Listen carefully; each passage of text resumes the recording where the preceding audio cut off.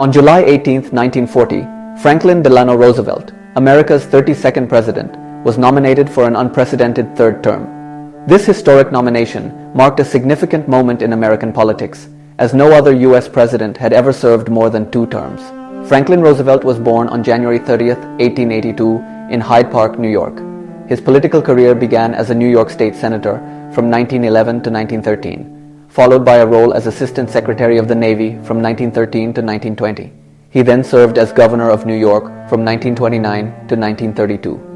In the 1932 presidential election, Roosevelt defeated incumbent Herbert Hoover, taking office during the depths of the Great Depression. During his first term, Roosevelt introduced his New Deal social programs aimed at revitalizing the American economy.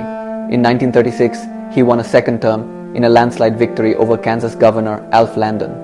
By 1940, with the world on the brink of war and the rise of Nazi Germany, Roosevelt felt it was his duty to continue leading the nation. On July 18, 1940, at the Democratic Party convention in Chicago, he was nominated for a third term. This decision broke the long-standing tradition, dating back to George Washington, that U.S. presidents should serve no more than 2 terms.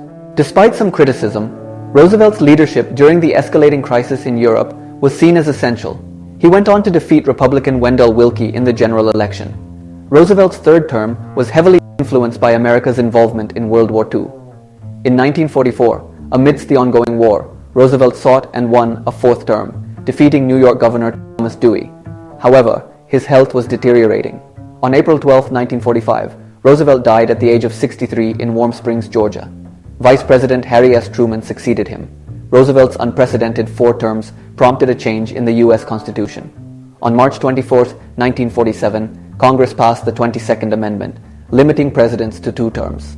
The amendment was ratified by the necessary number of states in 1951. Roosevelt's tenure remains a remarkable chapter in American history, showcasing his leadership through some of the nation's most challenging times.